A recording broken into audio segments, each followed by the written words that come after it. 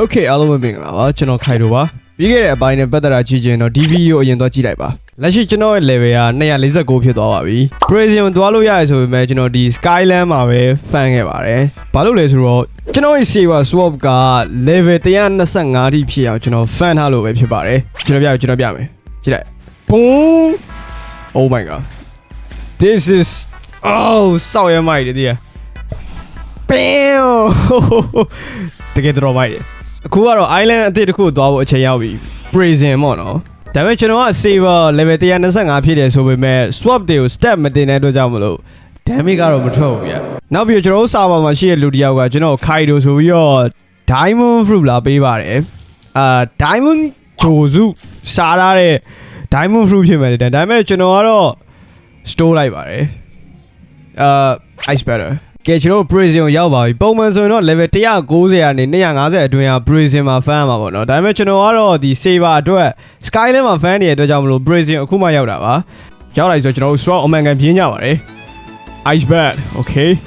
ဒါ Ice Awaken လားမသိဘူးအခုသုံးလိုက်တဲ့ spell တွေကငါသုံးလိုက်တာမဟုတ်ဘူးကွဟိုငါသိတော့မယ်တော်တရားပေါ့ကန်ကောင်းသွားတာရောက်ဟေးဒီကနေလမ်းပြစ်လို့ရလားမသိဘူးတော်တာကွာရလည်းမရဘူးကျွန်တော်သတိမထားမိလိုက်တာကျွန်တော် Warren Cost ကိုယူထားပြီးတော့ Swan ကိုတက်နေခဲ့တာပါ Okay ကျွန်တော်တို့ Swan ကို Cost မနေရတာအော်ငါလည်းပိန်းနိုင်တယ်ကွာခုဆိုရင်တော့ကျွန်တော် boss 3ကောင်တက်ပြီးတော့ island အသစ်တစ်ခုသွားတော့မှာဖြစ်ပါတယ်နောက်တစ်သွားမယ့် island ကတော့ Colosia ဖြစ်ပါတယ် Okay အဲ့တော့ကျွန်တော်တို့ Colosia ကိုသွားမယ်ပေါ့နော်ဒီနေ့ကတော့လူတော်လေးစုံနေပြဘာလို့လဲဆိုတော့ကျွန်တော်နဲ့တူတူ စောတဲ့သူရဲ့ crew တွေက member တွေအများကြီးဝင်လာပြီပေါ့နော်ဒီမှာဆိုရင်တော်လေးများတယ် Okay အခုကတော့ကျွန်တော်တို့ Colosia ကိုလမ်းမြင်နေရပြီ။အော်ရောဘယ်လိုဖြစ်လို့ဒါကြီးကအခုမှလာတက်နေအောင်။ကဲဒီမှာတော့ကျွန်တော်တို့ quest ယူရမယ်ဗျ။ Okay quest ကကျွန်တော်တို့ Toggle Warrior ခုနကောင်ပြင်းရမယ်။ Okay level ကတော့250။ကျွန်တော်ကူမဲ့လူတွေကတော့အများကြီးပဲပေါ့နော်။အိုးဒီမှာဆိုရင်တော့ PVP တော်လေးကိုချလို့ကောင်းတဲ့နေရာကြီးပေါ့။ဒါပေမဲ့ကျွန်တော် PVP မခေါ်ကြပါနဲ့ဘာလို့လဲဆိုတော့ကျွန်တော်လုံးဝမစောတတ်ပါဘူးဗျ။ဒီမှာဆိုကျွန်တော်လည်းပါလာတဲ့လူတွေက PVP ရှယ်ချရတော့မယ်နဲ့တူပဲဟုတ်တယ်ချနေပြီဒါပေမဲ့ငါနဲ့မဆိုင်ငါ့ရဲ့တာဝန်ကတော့ထိုးကန်ဝါရီယာကိုပြင်းပြီးတော့ level တက်အောင်လုပ်ရမယ်တော်တရားဘောငါ့ကိုလာကူမဲ့လူရှိသေးလို့ Oh my god တေတော့မို့ဗျာဒီထိုးကန်ဝါရီယာတကောင်လေးပြင်းလို့တေသွားရင်တော့မဟုတ်သေးပါဘူးရအော်ကိုမက်ဖြစ်နေပြီဒီကောင်နဲ့ငါနဲ့ alive မလုပ်ထားလို့နဲ့တူတယ်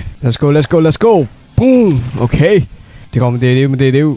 Ice Bat ဒါပဲသုံးအောင်ကြီးချပြီးပါပြီအော်ရောမလူစုပေးတာ share ပဲမအေးပြီဟမ်အင်းရောလုံးဝအလန်းကြီးကွာဟာတက်တာလွယ်သေးတယ်အဲ့ရောငါ့ကို fan မိမဲ့လူတွေအများကြီးရောက်လာပြီက But what the hell Bam twing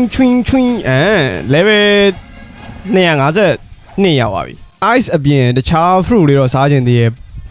Ice ကတော့ Awaken second C မှလုပ်လို့ရမှာဆိုတော့ငါ့ကို Ghost Fruit လာပေးတယ်ဟာ Ghost Fruit ကမိုက်လားမမိုက်လားမသိဘူးဒါပေမဲ့ကျွန်တော် store လိုက်ပါတယ် second C မှာပဲ Ice Fruit Awaken လုပ်လို့ရမှာဆိုတော့ကျွန်တော်တို့အခုကတော့တခြား fruit တွေပါတော့စမ်းကျင်သေးရဲ့ C1 တစ်ခုလုံး Ice နဲ့တော့မကုံဆုံးညူဗျာဒါပေမဲ့ဒီ fruit တွေကိုစားရမှာလည်းနှမျောတယ်ဒီမှာမြင်တဲ့အတိုင်းပဲဒီကဘောင်ဒီမြင့်တဲ့ဒူတွေအကုန်လုံးကကျွန်တော်တို့သူတို့ crew ကို join ကိုပြောနေရပါတော့ကျွန်တော်လည်း okay ပါလို့တော့ပြောလိုက်ပါတယ်ဒါပေမဲ့ကျွန်တော်လိုမျိုးဘောင်ဒီလည်းမရှိ scale လည်းမရှိဘာမှမရှိတဲ့လူတရားကို join ခိုင်းနေရဘာကြောင့်လဲမသိဘူးရှင်းပါတယ်ကျွန်တော် YouTuber ဖြစ်နေလို့ပါအော် level တက်ပြီအဲ့ဒီနီးနဲ့ပဲကျွန်တော် level တွေတက်ရင်းနဲ့ညငါ block fruit မြင့်ပြီဆိုတာနဲ့ defend မြင့်ရအောင်မယ်အကြမ်းမှboss fight တွေကြရင်ချက်ချင်းမသိမှာ Okay ကျွန်တော်တို့ new quest ရပါပြီနောက်တဲ့ quest အတစ်တစ်ခုထပ်တိုးပါတယ်အဲ့ဒါလည်း level 295မှာလုပ်လို့ရတဲ့ quest ဖြစ်ပါတယ်ဒီကောင်တွေတက်ရတာရေးလေပြင်းစရာကောင်းတယ်ကွာ fan ပေးရဖမ်းတော့ပြော fan ပေးရသူပဲရှိဘသူပဲရှိဒီကောင်တွေကိုခုတ်နေရတာကနည်းနည်းတော့ပြင်းစရာကောင်းတယ်အိုး leather တဲ့အဲ့ဒီ R ဘယ်မှာသုံးရမှာလဲမသိဘူးငါတင်တော့ဒီswap တို့ပါလို့ level တင်တဲ့နေရာမှာတုံးတာဖြစ်လောက်မယ် scrap metal ဆိုတော့ဘာကြီးလဲအဲ့ဒါလေဓာတ်တွေပါ level တင်တဲ့နေရာမှာတုံးတဲ့ဟာပဲနေမှာပါ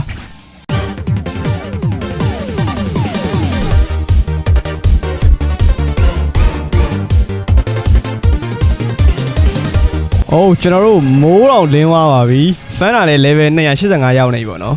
ကဲအခုကတော့ကျွန်တော်တို့ jungle ကိုပြန်ပြီးတော့သွားပါမယ်ဘာလို့လဲဆိုတော့ကျွန်တော်တို့ fruit roll မှာဖြစ်ပါတယ် crew တစ်ခုလုံး fruit roll မှာပေါ့နော်ဘယ်လို fruit ရမလဲတော့မသိဘူး please dragon please A few minutes later စောက်တော့လွဲပါကွာနီယို dragon နဲ့တူတာတစ်ခုရှိရယ်အယောင်တူတယ်ကွာဟိုဘဲငါးတက်ဆိုးတယ်ကွာ spin fruit တဲ့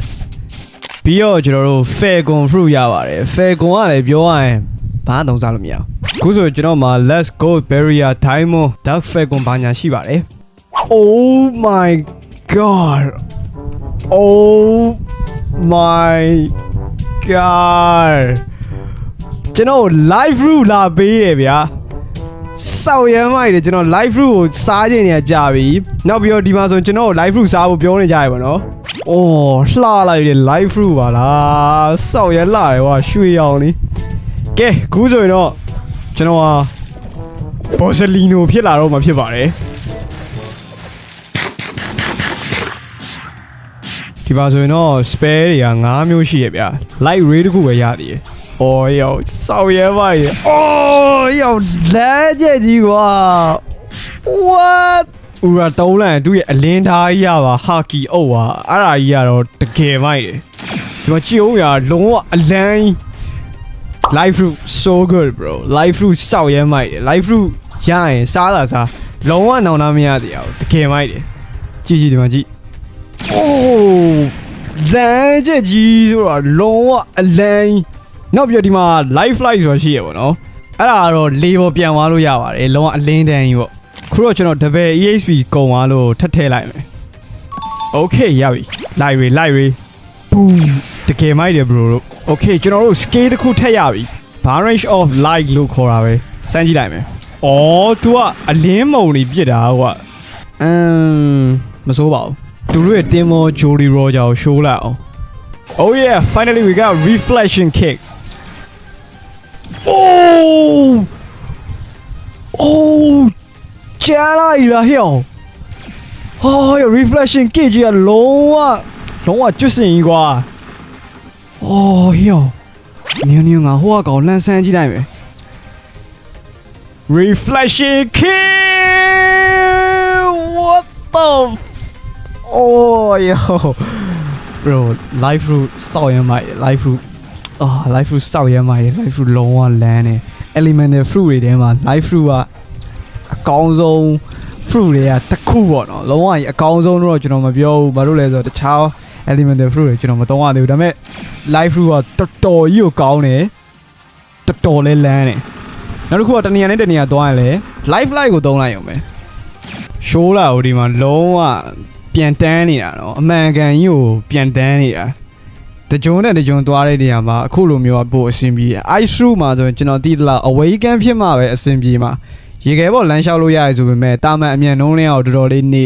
ဒီ ice skating ဆိုလားပဲအကောင်နဲ့သွားတာပုံမြန်တယ်ဒီ live flight မှာကြတော့ကျွန်တော်တို့အခုဘာမှဒီ awaken မဖြစ်ခင်နေရအောင်မှာတော်တော်လေးကိုမိုက်တယ်ပေါ့နော်ကျွန်တော်ဆိုရင်အခုဒီဂျွန်းကိုလာတာအရန်မြန်ပါတယ်တင်မောနဲ့သွားရင်တော့မှဒီတက်ကြအောင်ပဲထင်တယ်ကဲအခုကျွန်တော်တို့ magma ဂျွန်းကိုတွားလိုက်ရအောင်ဗျာ magma ဂျွန်းဆိုတာကတော့ဒီအကင်နုရှိရဲ့ဂျွန်းပေါ့နော်အကောင်ယူပြင်းရမှာဖြစ်ပါတယ်အဲ့ဒါတော့ကျွန်တော်တို့